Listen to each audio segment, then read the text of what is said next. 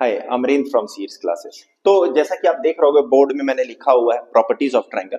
Class 7th में ये topic है प्रॉपर्टीज ऑफ ट्रायंगल। और प्रॉपर्टीज ऑफ ट्रायंगल में एक प्रॉपर्टी आता है पाइथागोरस थ्योरम, और इससे रिलेटेड जब हम लोग क्वेश्चन सॉल्व करते हैं तो उसमें कहीं कहीं पर स्क्वायर स्क्वायर रूट का कॉन्सेप्ट आता है। अब स्क्वायर रूट हम लोग पढ़ते हैं क्लास 8th में, तो यहां पर बहुत दिक्कत होता है लोगों को कि कैसे करें। तो या तो हम लोग याद कर सकते हैं या फिर एक प्रोसेस है जो हम लोग मैं बताने वाला हूं, ध्यान से समझना, कोई क्वेश्चन नहीं छूटेगा, ठीक है।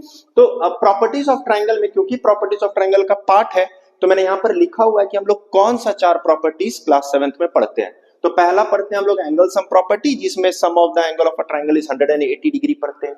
सेकंड होता है एक्सटीरियर एंगल प्रॉपर्टी, जिसमें हम लोग पढ़ते हैं कि exterior angle of a triangle is equal to the sum of opposite two interior angle. और तीसरा जो बहुत ही इंपॉर्टेंट होता है, that is the sum of any two side of a triangle is greater than the third side. तो ये 3 property है। और चौथा प्रॉपर्टीज हम लोग पढ़ते हैं पाइथागोरस थ्योरम, जो ये कहता है कि किसी भी राइट एंगल ट्रायंगल में, देखो पाइथागोरस थ्योरम हमेशा राइट एंगल ट्रायंगल में होता है, ठीक है।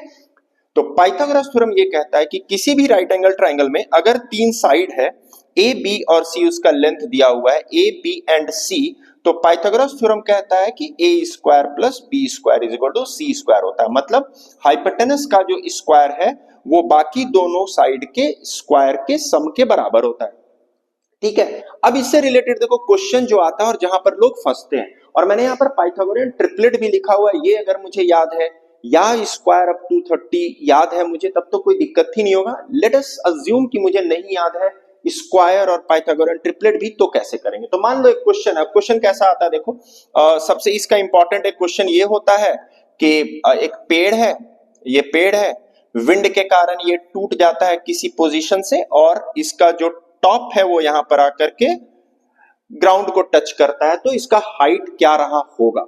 अब इसका जो मेजरमेंट दिया हुआ रहता है, डायमेंशन, वो इसी में से एक कुछ होगा। तो मैं कुछ भी एक ले लेता हूं, मान लो मैंने लिया 5, 12 एंड 13, और क्वेश्चन ऐसा है कि ये है मान लो 12 मीटर, करेक्ट, कुछ भी मैं ले लेता हूं, ये 5 मीटर है, ये है लेट से 5 मीटर, करेक्ट। तो क्वेश्चन है कि क्वेश्चन ऐसा रहा है कि एक पेड़ है जो विंड के कारण 12 मीटर हाइट से गिर जाता है, टूट करके गिरता है, ये अलग नहीं होता है, और इसका जो टॉप है वो ग्राउंड को टच करता है, तो इसका एक्चुअल हाइट क्या था। तो हम लोग अब यहां पर पाइथागोरस थ्योरम लगाते हैं, क्योंकि ये हाइपोटेनस है, let this side be X, तो हाइपोटेनस x है, तो x स्क्वायर क्या हो जाएगा, x square is equal to 12 का स्क्वायर प्लस 5 स्क्वायर। 12 का स्क्वायर क्या होता है, 144 प्लस 25, ये आ गया 169। अब यहां तक 90% ऑफ द स्टूडेंट कर लेते हैं, यहां आकर के फंसते हैं, ठीक है। तो या तो अगर मुझे याद है कि 13 का स्क्वायर 69 होता है, तब तो मेरे लिए बड़ा आसान है, नहीं तो हम लोग इसका क्या करते हैं कि हम लोग इसका प्राइम फैक्टराइजेशन करते हैं। अब 169 के लिए एक ही प्राइम फैक्टराइजेशन होगा, 13 और 13, क्योंकि ये 13 प्राइम नंबर है, तो हम लोग यहां पर लिखते हैं 13 इंटू 13, और क्योंकि यहां पर देखो एक्स स्क्वायर और 13 इंटू 13 है, 2 बार मल्टीप्लाई किया हुआ है, तो यहां पर मेरा एक्स इज इक्वल टू 13 आ जाता है, ठीक है। ये तो ऐसा था। अब एक और करते हैं, जैसे थोड़ा सा जो डिफिकल्ट होगा, मान लो यहां पर मैं इसका एक एग्जांपल लेता हूं या इसका एग्जांपल लेता हूं, तो मैं उसका एक एग्जांपल लेता हूं, इसको रब करता हूं, ध्यान दोगे कि ये कैसे बन रहा है। नाउ एक और अब ऐसा कुछ ट्रायंगल दिया हुआ है, अब एक और ट्रायंगल दिया हुआ है कि let's say this is a triangle, और 2 साइड दिया हुआ है, लेट्स से 10, और ये इस बार दिया हुआ है 26। We need to find this X now, ठीक है। तो कैसे करेंगे, अगेन ये हाइपोटेनस है, तो हाइपोटेनस का square is equal to 10 square plus X square, ये सारे लोग जानते हैं। अब ये लीनियर इक्वेशन है, इसको इधर ले जाकर के माइनस करेंगे, तो 26 का स्क्वायर माइनस 10 स्क्वायर हो जाएगा एक्स स्क्वायर। 26 का स्क्वायर हो गया तुम्हारा 576, 676 minus 100 is equal to X square.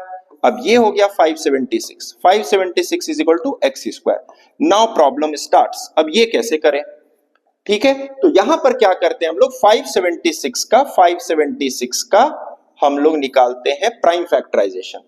2 2 2 जा 4, 8 8, then 2 1 4 4, then this is 272, 2 36, then 2 18 और फिर 18 के बाद क्या करेंगे 2 से 9 एंड देन 3 to 3, करेक्ट। तो मेरा इसका प्राइम फैक्टराइजेशन क्या आता है, देखो 1 2 3 4 5 6 टाइम 2 है, तो 2 इंटू 2 इंटू 2 इंटू 2 इंटू 2, 3 2 5 1 6 और 2 बार 3, ये मैंने लिखा। Now this is x square.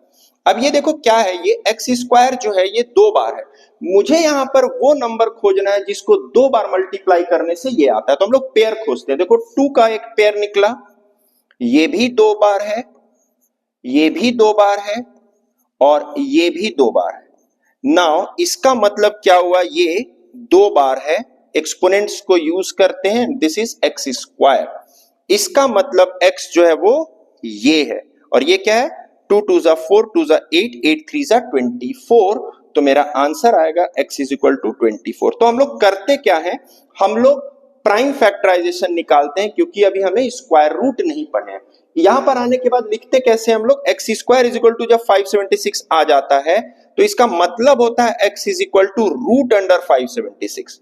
अब ये स्क्वायर रूट अभी हम लोग नहीं पढ़े, ये क्लास 8th में पढ़ते हैं, तो इसीलिए मैंने सोचा कि बहुत सारे लोगों को दिक्कत आता है कि सर यहां पर आने के बाद कैसे बनाएंगे, तो आप इसका क्या करोगे, आप इसका प्राइम फैक्टराइजेशन निकालोगे, और प्राइम फैक्टराइजेशन निकाल करके 2 का पेयर देखो, और 7th क्लास के क्वेश्चन में कभी भी डेसिमल का क्वेश्चन जनरली नहीं आएगा जिसका हम लोग नहीं पढ़ते हैं, ठीक है।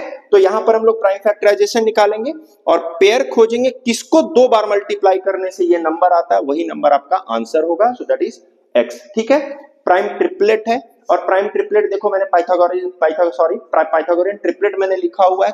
पाइथागोरियन ट्रिपलेट का ये फॉर्मूला होता है, 3 नंबर अगर निकालना है तो हम लोग 2m m square minus 1 m square plus 1 से ये कुछ भी निकाल सकते हो, m कुछ भी ले लो और तुम्हारा वो 3 नंबर आ जाता है। 2 चीज याद रखो इसको बनाने के लिए, एक कि आपको एटलीस्ट 30 तक का स्क्वायर पता होना चाहिए, और दूसरा ये प्राइम फैक्टराइजेशन समझ में आना चाहिए, ठीक है। चलो, थैंक यू।